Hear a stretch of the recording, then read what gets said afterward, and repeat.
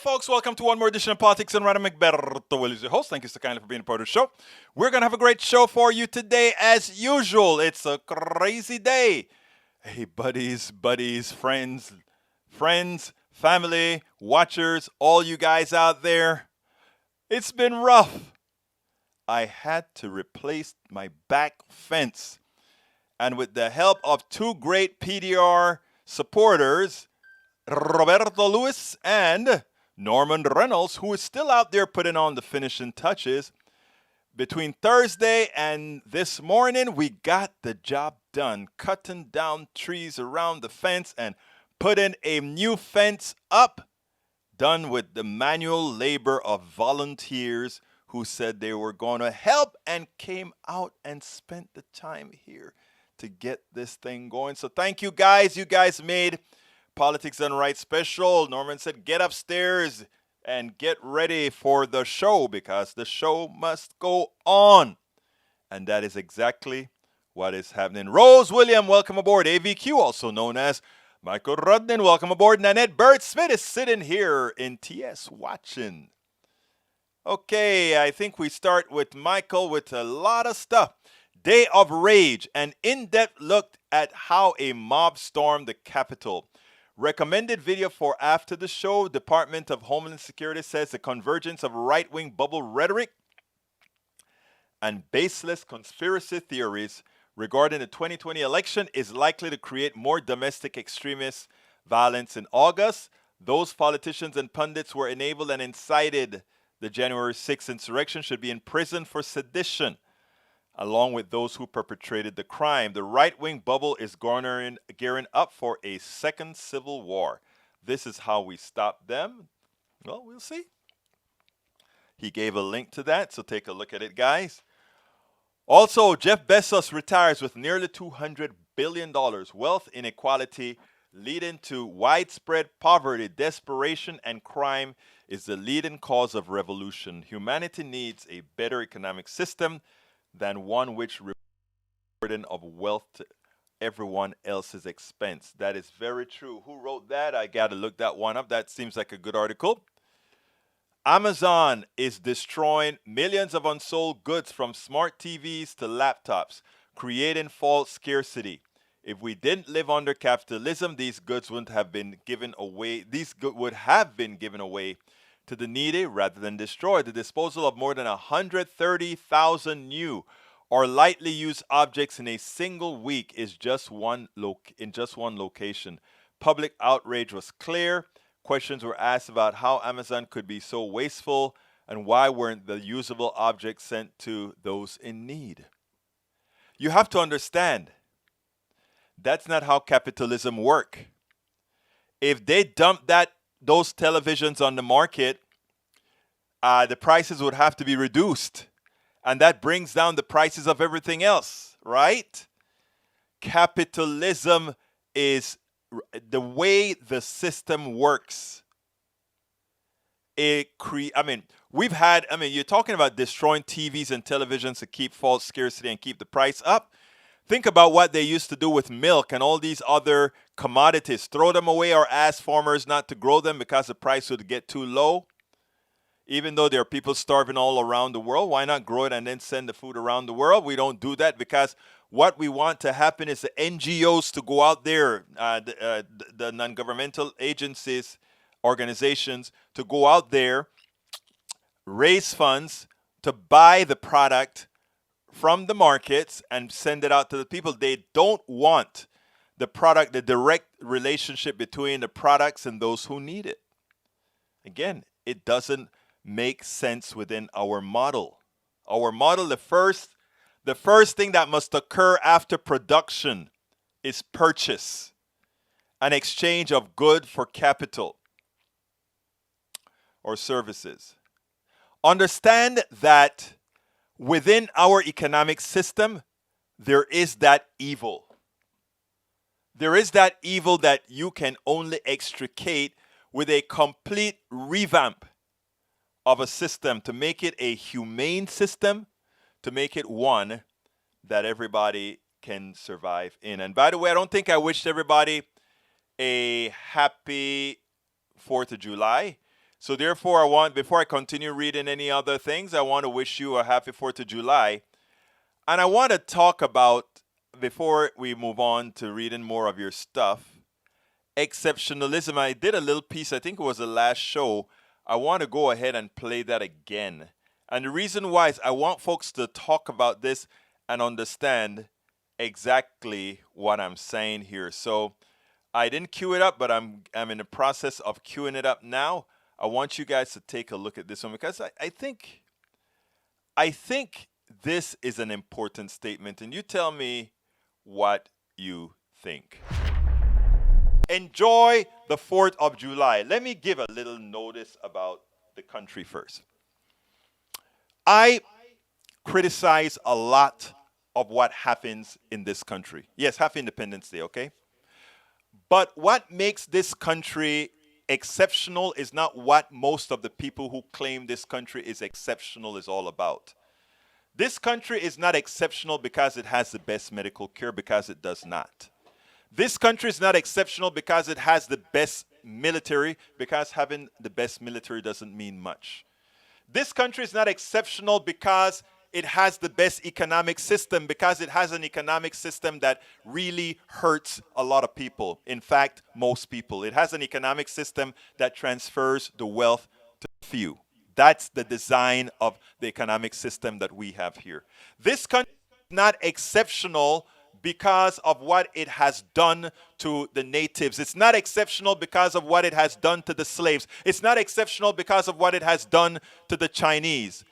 This country is exceptional because I am allowed to come on air and say those things. Eric Hayes is right.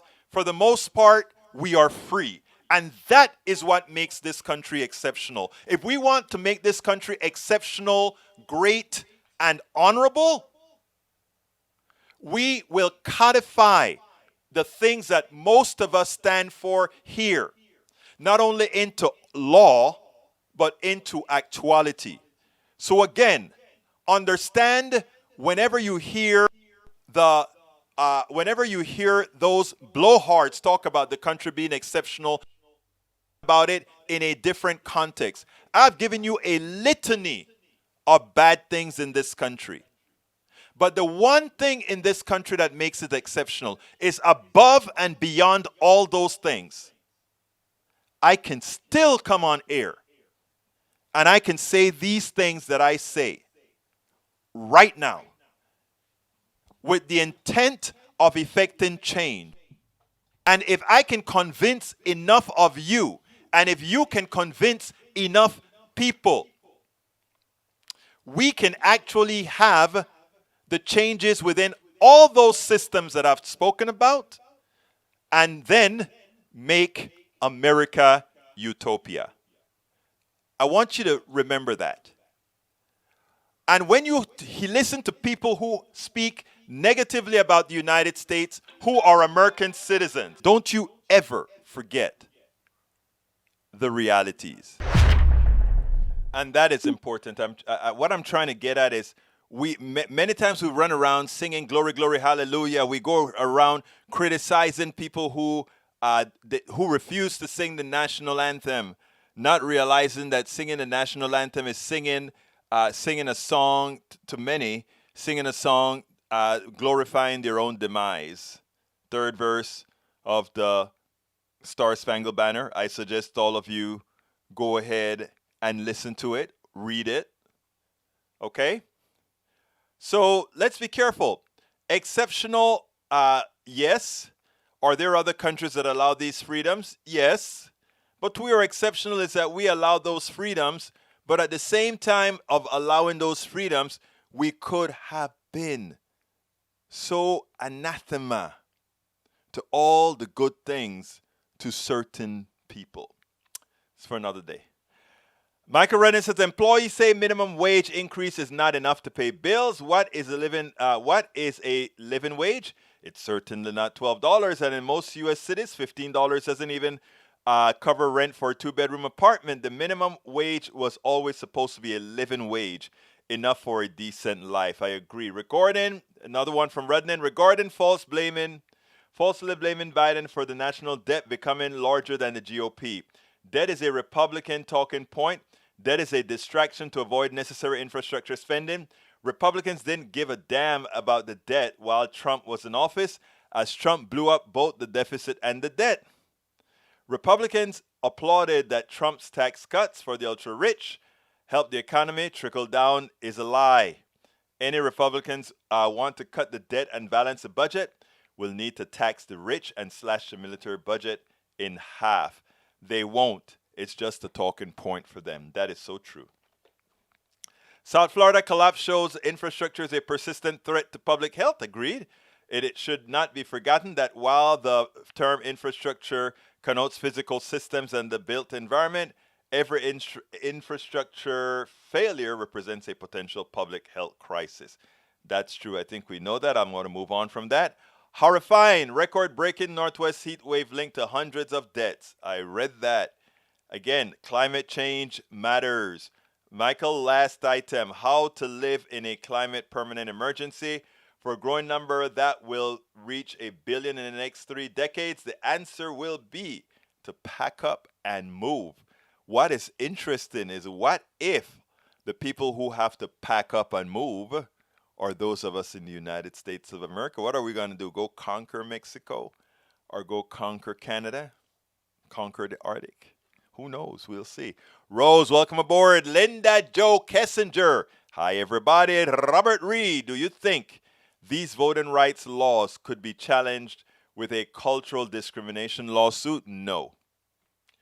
I always thought that that it wasn't possible. It looked like I got a call, so let me get a call in, and then we'll take it from there. Caller from 614, come on in. Okay, hello. Hello, how are you doing? All right, and you? So I guess this is the line to suggest what we could talk about today. Yes, and please turn your volume down because we're in a slight delay. Okay. So go ahead. So What would you like to talk about? I know you don't really like this subject or this spot too much, but I think we should still revisit really reconstructing and almost destroying our Constitution and starting it from scratch, because when we really look at it, it was all founded on just a certain amount of people in certain areas in life and things of that sort. And America is everyone all over the world. So for our Constitution to really work for everyone in America, its foundation has to have everybody involved in it. Everybody has to be a piece of it. We can't just keep on trying to add pieces to who we are. We're already this melting pot, this full group of many individuals and ethnic groups. And until we get to a point where we can accept them and have them a part of all of our systems are going to fail these people. Let me ask you, what is your name, ma'am? Tiala.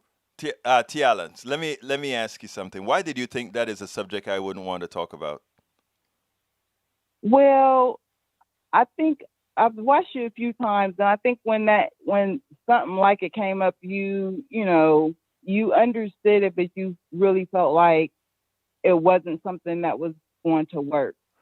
No, I can understand why people would think, or just because of how our system is in place and how much we have to battle against. I can see why people would think it wouldn't work, but it's like it's the only way that we're really going to be this America that we try to portray ourselves to be all over the world. We keep on trying to portray ourselves to be somebody that we're not. Let me tell you, first of all, I am sorry that is the impression that I gave you, that this isn't a subject I would want to tackle, because this is, in fact, the core of much of what we believe in here. And the truth of the matter is, you're absolutely right. When the Constitution was written, it was written where the only people who got the ability to vote were 5% of the people, which generally would have been white property owning men. Women couldn't vote. Women didn't have a say. So far, I don't see anything that you have said that I don't agree with, and not only that, I was a member of the move to amend, which we wanted to open up the Constitution for more amendments to equalize money is not speech, et cetera, et cetera. But one of the things that we were also discussing was actually normalizing the Constitution. That the Constitution is a capital document. It talks more about. I mean, it doesn't speak about any humanity at all. So I mean, I don't have any disagreement with what you had to say whatsoever. And in fact, I think what you had to say is very, very accurate. In other words, if there's one thing that I stopped using though, and that is, or I try to stop using, and that is melting pot. I'm from Panama. Salsa is what we are into, and I think sauces and salads are a lot better than just throwing everything and melting it into one blob. I like to go ahead and have Chinese food and Italian food and Indian food and Caribbean food You and tell soul the food carrot and from your celery. I understand. you know what I mean, right? Yes. Yeah. But But anyway, it's just like we need to also understand that as America, we need to become the country that we want to be. Right now, we're a corporation. And uh, I feel like that's also another reason why we're fighting so much for Medicare for all and just decent humanity because we're running a country as a corporation. And a corporation does not care about its workers. exactly. Let me ask you. I have a. I swear it's not a hard sell, though. It's not a bad thing to have. I have a book that I wrote called "How to Make America Utopia," and much of that we go over from Medicare for all to how America, the economic system that we are governed by, has no soul or humanity, and what are the things that we should or could do to make it a more humane type society that we can all build. Because you're absolutely right that we are, the worst thing that I ever hear is when people say, let's run the country like a business. If you run the country like a business, humanity becomes expedient. And unfortunately, we've taught people not to understand that. Yeah, I mean, it's getting to the point like most Americans don't even have the time to appreciate the grass that they pay for in their front lawn. Right. Like, Well, I mean, let me it's tell you just, what I wrote a part. There's a article there's a segment in the book called something about water, right? And the idea is that we don't want they fool us into believing that they're going to lower our taxes that would otherwise pay for good potable water, good water systems, so that the water going through our pipes are clean, sparkling, and good to drink. So they don't we get reduced taxes, so we don't get improvements in the water system, right? But you can go to any grocery store and buy tons and tons of bottled water. Bottled water, if you figure out what the cost of bottled water is per gallon, you are paying gasoline type prices for water, when if they just invested a few dollars a month in taxes, we all got virtually unlimited water for that small investment. And we don't have to go to the store and spend more gas and put more stuff into all those things. exactly. So, look, it's been my pleasure speaking to you. Thank you for calling in. Please keep listening. Please keep sharing. And please consider letting folks know that we have material here that is worth checking out. All right, will do. Thank you very much. You have a wonderful day now. Bye bye. You too. Okay, Bruce says, let's see. Okay, first of all, we said, Robert Reed says, do you think these voting rights laws could be challenged with a cultural discrimination lawsuit? I don't think so. I mean, a lot of the voting laws are really determined by the states. Now, of course, the federal government can pass laws that cannot be superseded by the states. So there's a certain amount of laws that the states can pass. Here's my fear. My fear is that the way we have a right word federal government, I mean, a federal bench, a judicial bench right now, is that the challenge is going to be as follows. State creates a very draconian voting law that suppresses the vote. Because we're likely to continue with a Democratic Congress, etc., they pass a law that normalizes how the minimum requirements for voting in any particular state. States are obligated to follow national federal law because it supersedes states' law. So what happens then is the states go sue the federal government and say that the law that they passed to tell the states that they have to follow a minimum standard for voting is unconstitutional. And given that the Supreme Court has already gotten rid of Section 4 of the Voter Rights Act, it doesn't, I can see clearly that they'll probably uphold the state right to not have to be impeded from whatever they want, even if it's a federal election. But we'll see. So my thing is, I don't think that lawsuit would work. I think what we have to do is win. You have to get people out there voting and going around all the hoops. They can't stop you from voting. So you have to go around all the hoops that they put in front of you to stop you from voting. You have to get around it, and you have got to get people voting. People have got to see the urgency. People have got to see that unless they vote, nothing really matters. Bruce Pollard says, is the Medicare system okay for all, or do we need a different model? Which country is better? First of all, the Medicare for all that we're talking about isn't the Medicare that people are used to today, that 80-20 Medicare and then with the donut hole and all that good stuff. That's not Medicare for all. And in a lot of ways, that may be a hindrance to people really understanding what it is. Medicare for all is simply the policy that says you have health care from your birth to your death. And there's a certain minimum that's provided to every single human being in America, and that the products that not the products, but the services provided by Medicare for all are not services that other insurance companies can provide again. And what that prevents is we don't want competition in basic health care at all. Competition in basic health care doesn't improve anything. It simply becomes another expense. I want you guys to think about something. When you buy a car, if it doesn't work, you take it back. When you get a drug from the hospital and it doesn't work, if it makes you sicker, maybe you can sue the company and get a little something for it. But a doctor, if you just happen to die, the healthcare system is one system where success isn't a requirement, right? There's a new drug for Alzheimer's that's coming out that these guys want to charge, I think it's $50,000 a year for the drug. $50,000 a year for the drug. And they're not sure if the drug works. Again, the healthcare system, everybody talk about the reason why the reason why our medicines are so expensive is because of research and development. All of that has been debunked.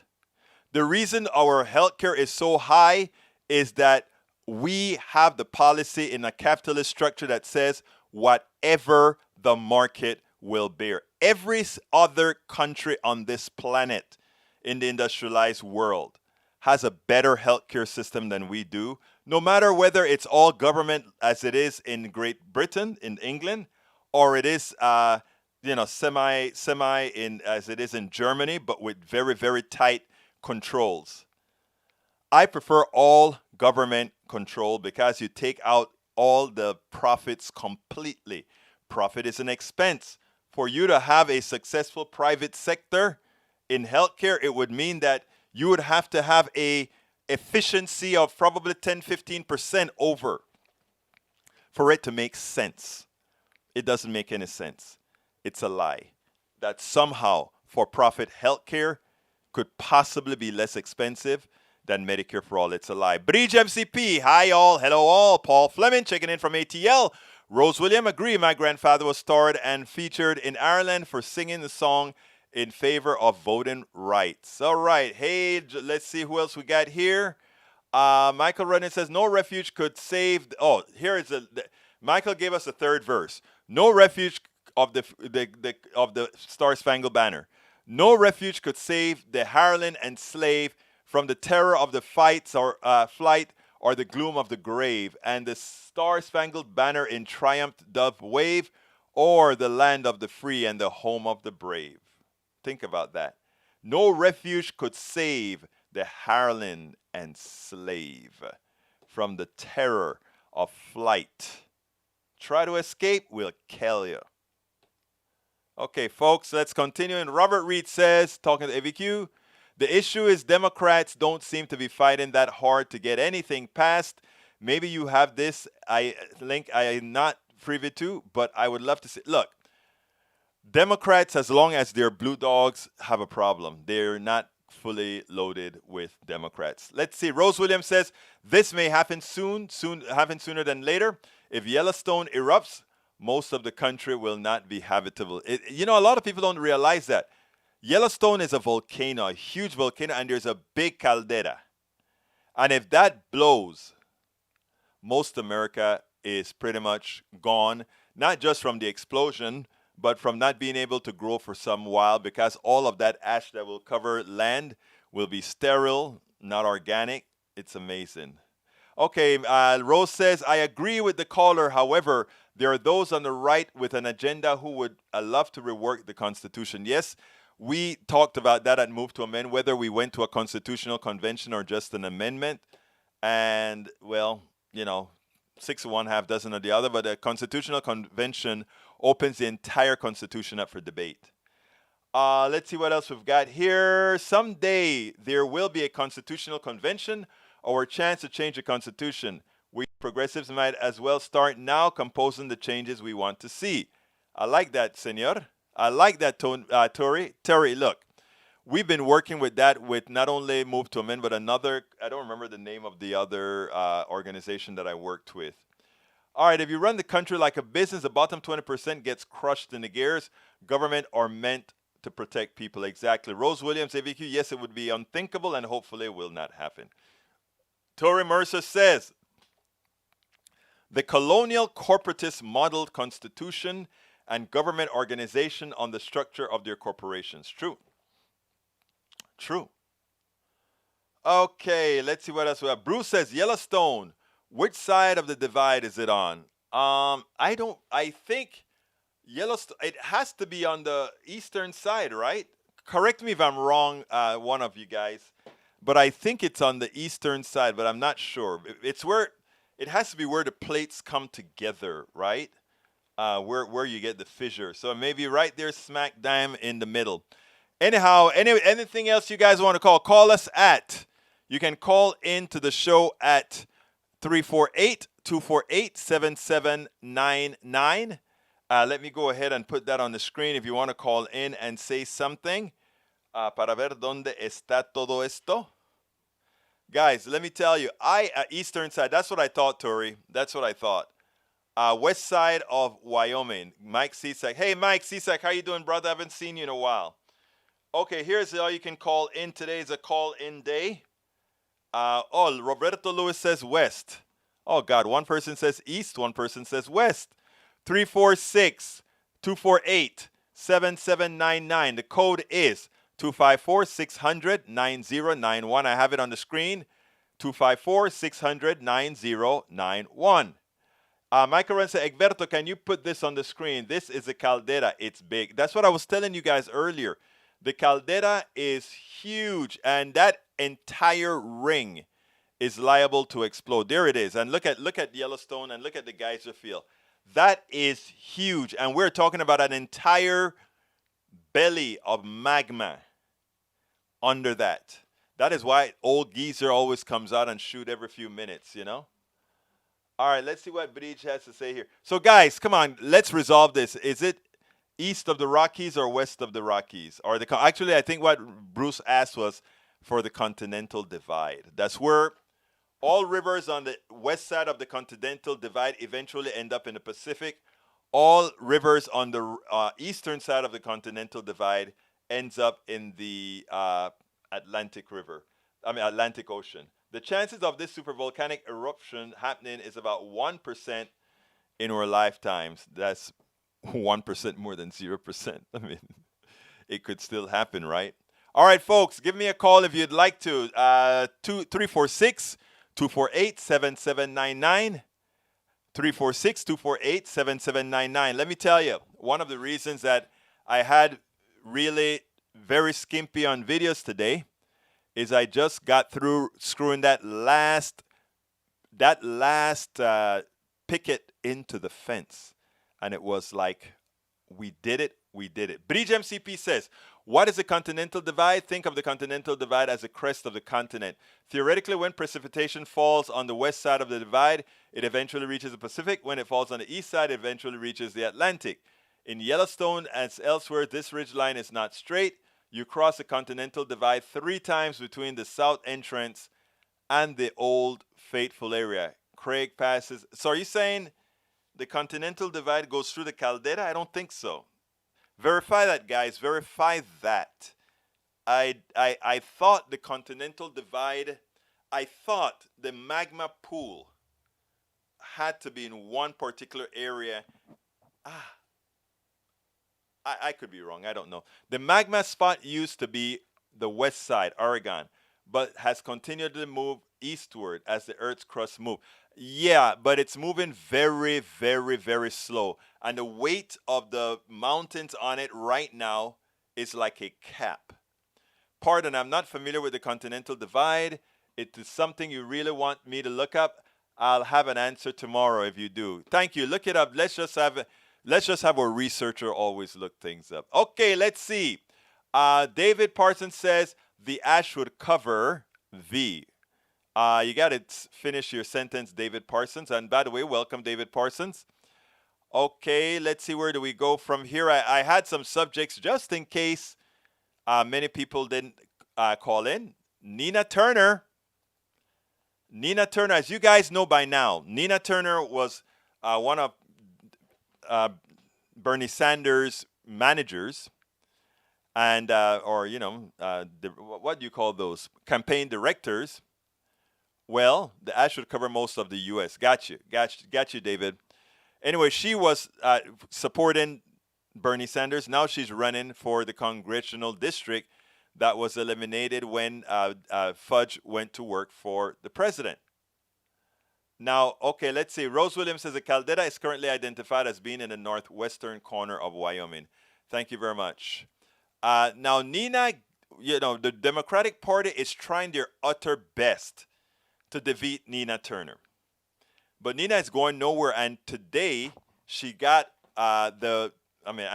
this shocked me, to be honest with you. She got the endorsement of the largest paper in Ohio, Cleveland Plain Dealer. So here it goes. It says, that person is Nina Turner. Progressive Nav's July 4th endorsement of largest Ohio newspaper. There is one person in this crowded field who has shown she isn't afraid to stand up to power and to partisan shibboleths. I should have looked that word up before I came on here because I don't know what it means. Said the Cleveland Plain Dealer, who has the guts to say what she thinks and do what's right for her constituents and country. Yes, that's Nina Turner. That's the Nina Turner I know. Actually, that's the Nina Turner I'm also upset with, because Nina we had a conversation on a direct message, and I expected her to be on my show, but her press guy has not been in touch. I'm going to try one more time, and then I'll send her a text and say, I can't believe that you didn't make my show. All right. Nina Turner, running for U.S. Congress in Ohio's 11th District, won the endorsement of the state's largest newspaper Sunday. The latest show of momentum for the progressive champion, who has been targeted for defeat by the Democratic Party's more corporate-friendly establishment wing. Okay, shibboleth is a slogan. Thank you, Rose, for clarifying that for me. We have an historic opportunity to deliver an agenda that puts working people at the center of our economy. To get there, we need a Congress made up of leaders who never forget their purpose. Bing, bing, bing. I completely agree. Citing the pioneering civil rights legacy of the late U.S. Representative Louis Stokes of Cleveland, who served constituents in the district that spans portions of Cleveland and Cuyahoga County for 15 terms from 68 to 99, the Cleveland Plain Dealer endorsed Turner on July 4th by saying she would be the best candidate to replicate Stokes' ability to speak out for the rights, needs, and interests of urban, largely poor constituents of color. too often neglected in the business of the U.S. Congress. And according to them, quote, I mean, that's pretty good. That's pretty good. So I think, and Crystal Ball had a comment, a significant endorsement for Nina Turner and her approach of a voracious moral clarity combined with the willingness to work with anyone who can, who she can to deliver. I've interviewed her several times. She is really good at what she does. Not only is she good at what she does, she believes what she says. And, it doesn't matter who you are. If she agrees with you, should let you know. Friend or foe, if she disagrees with you, should let you know. Because who comes in her mind first? The people.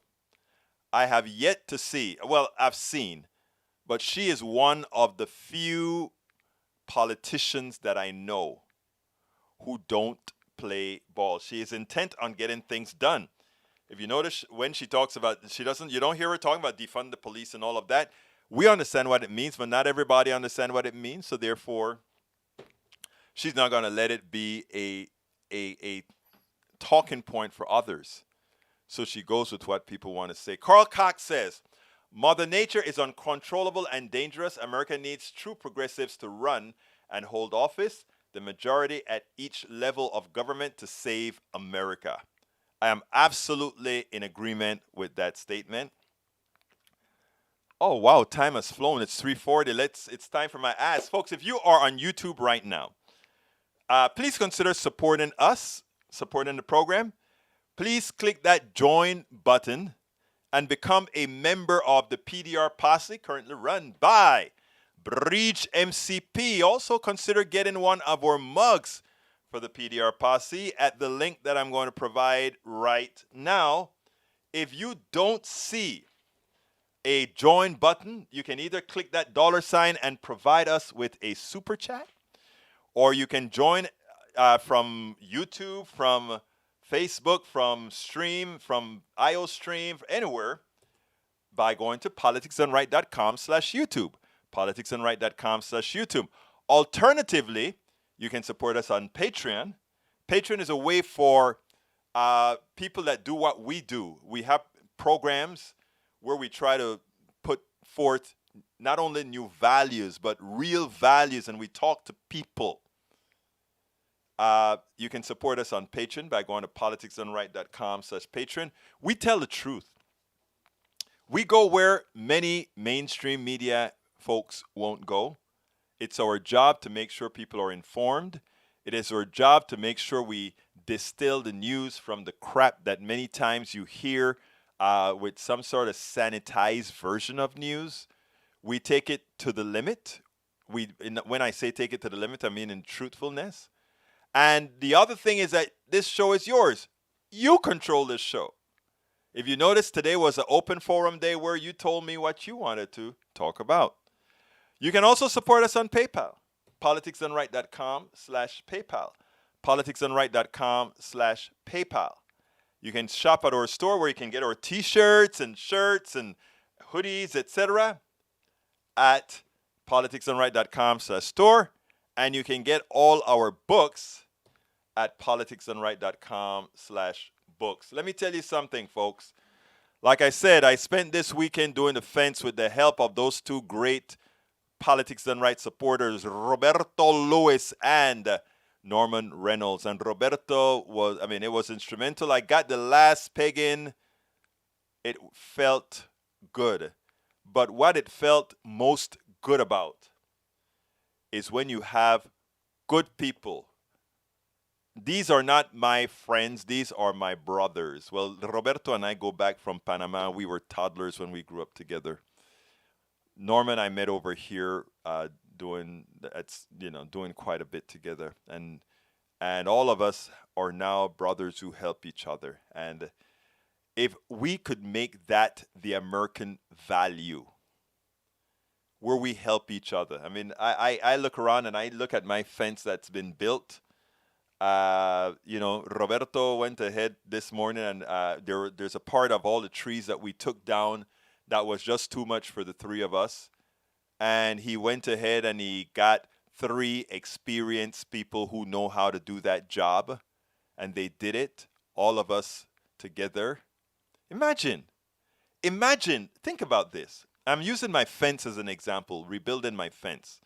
My fence was hadn't been done over in 23 years, and it was in bad shape, and it was time to get it done. And they just, I said it needed to be done, and they were there. Think about your friends. How many people need to have things done?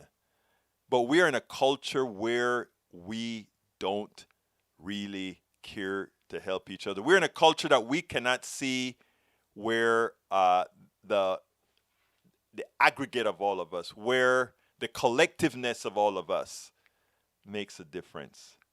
Uh, these men, these brothers of mine, saved me thousands of dollars that I don't have to put into a fence.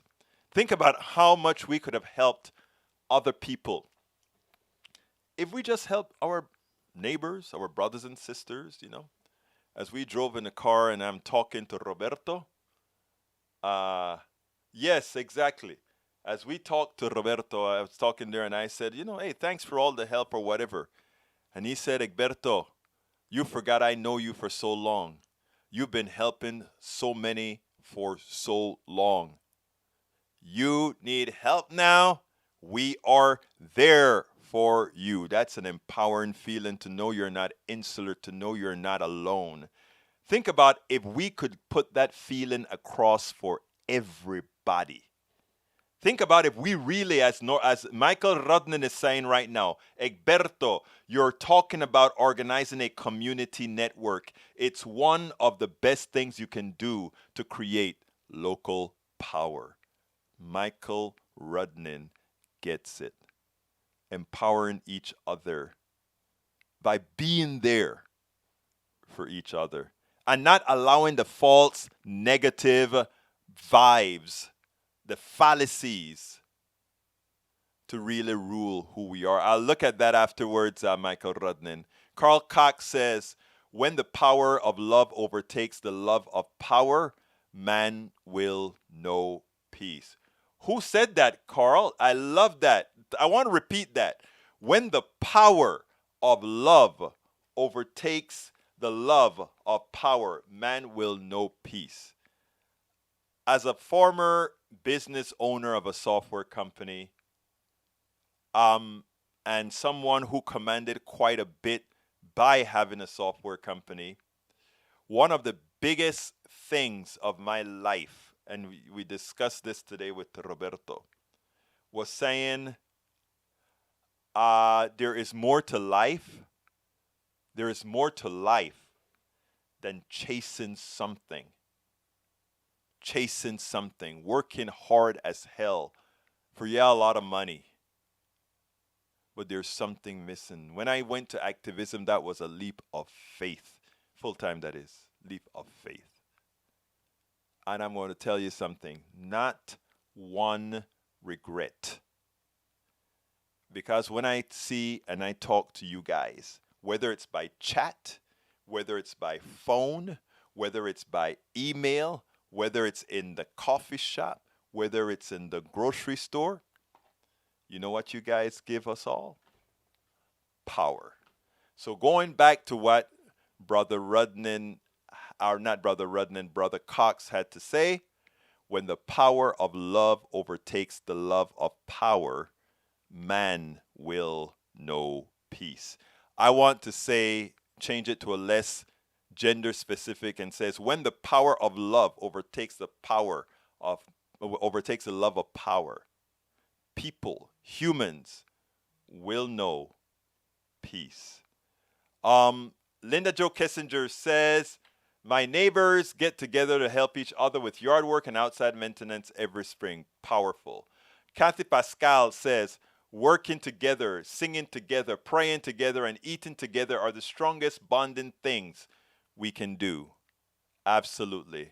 It's funny because yesterday, was it yesterday or Saturday? When was for one of the days? Yesterday, after we got through doing a lot of work, the wives and everybody were over here, and we started dancing salsa, calypso, soca, merengue, soul. We did everything. Tired as hell. But we had reached a point in the task, and that was community. Saw it on a bumper sticker in 1999. British MPP, Jimi Hendrix, maybe. When the power of love overcomes the love of power, the world will know peace. Jimi Hendrix. Okay, let's see. Worth putting this quote on the screen. Let's see. All right. You know, Michael Rudden is so damn quick with his with finding stuff. Here we go, Michael. For you, my brother Michael. When the power of love overcomes the love of power. Let me put that on the screen. I think I got to do it here. Come on. ¿Dónde está el cráneo? Aquí está. There we go.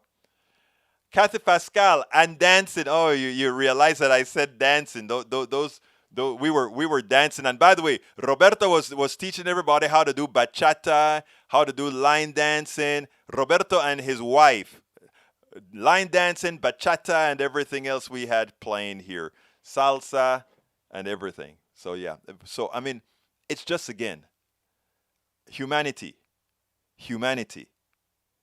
Humanity. Okay, folks, anybody wants to call in 346-248-7799, ID 254-600-9091. I had another subject that I wanted to cover. Which one was it again?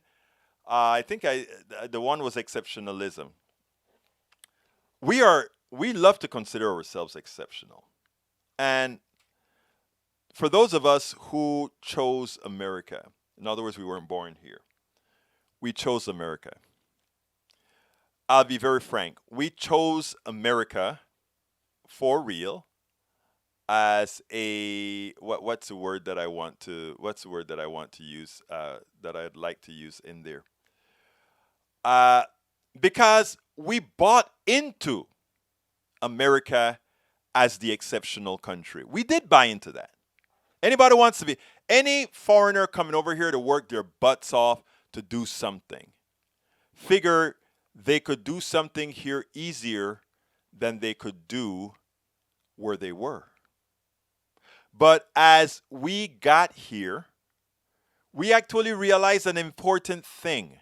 And that important thing is what makes America exceptional to those who always tout that phrase, that word, is a myth. You know, but it isn't a myth that cannot become reality. Because like I mentioned in the piece earlier, the one thing we have the ability to do still is to make structural changes that make a difference. But we have to be willing to work together. We have to be willing to invest in it. We have to be willing to disagree. We have to be willing to not let something that Obama used to say, and I hear Biden say it every so often. Sometimes we just have to compromise. And when I say compromise, I mean you don't always have to get all that you want, as long as you know you're moving in the same direction. And that is one thing that we always have to remember. Rose Williams says, strengthening the family and community is what will make our country more economically secure and safer overall. Yeah, and there's something else to that, Rose. And when I preach all the time that most people are good, and I genuinely mean that. I know, we were talking today about my town, Cullen. And my town in Cullen has turned what many say is real bad. It's crime-ridden.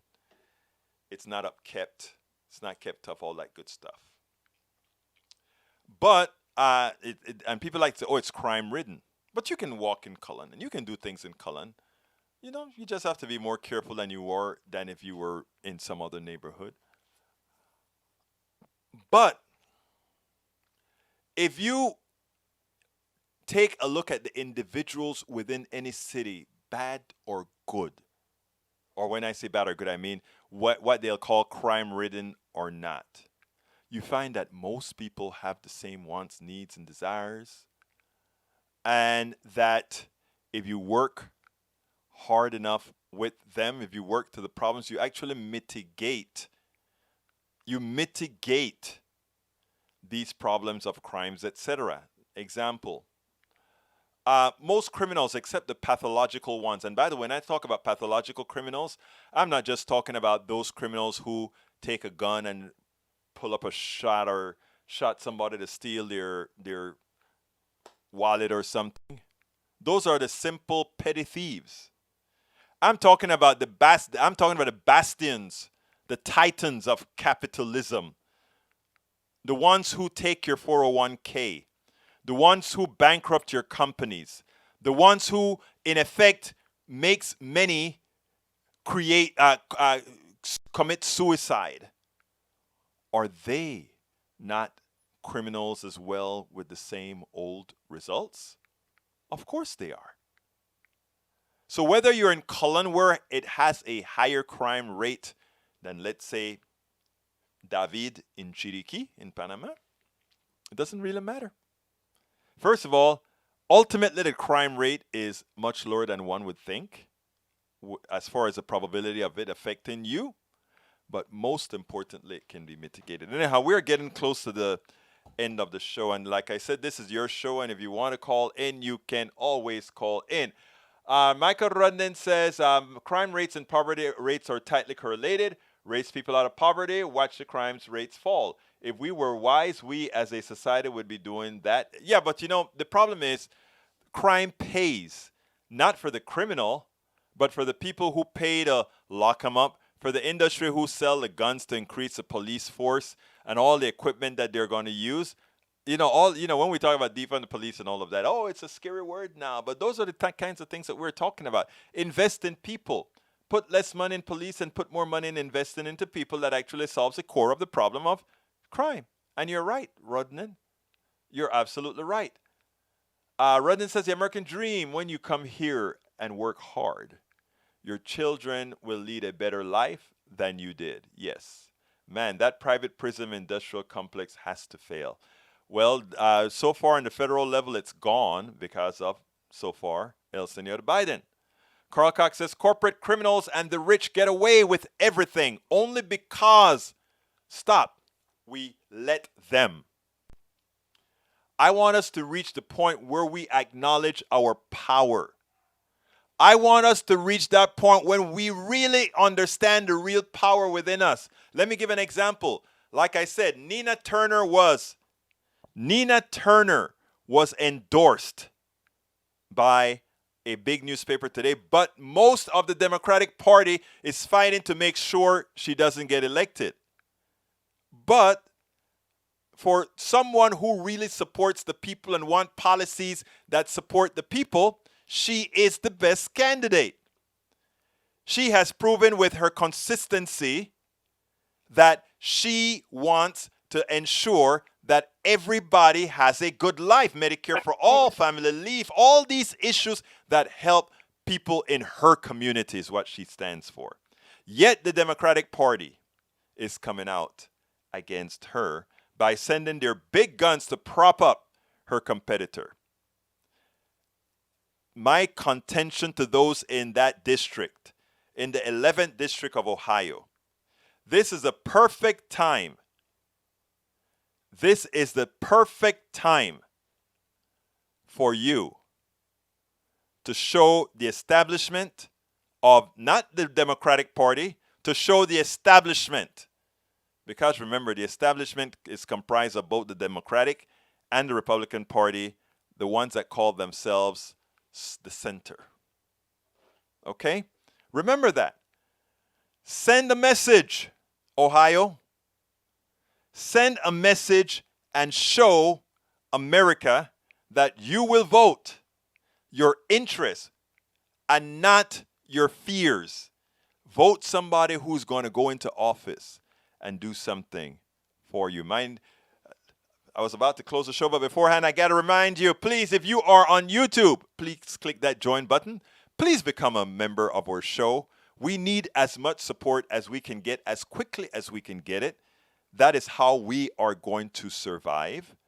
If you prefer not to support us through YouTube, please support us through Patreon. That is politicsdoneright.com/Patreon. politicsdoneright.com/Patreon. You can support us from YouTube anywhere, going to politicsdoneright.com/YouTube. Politicsdoneright.com/YouTube.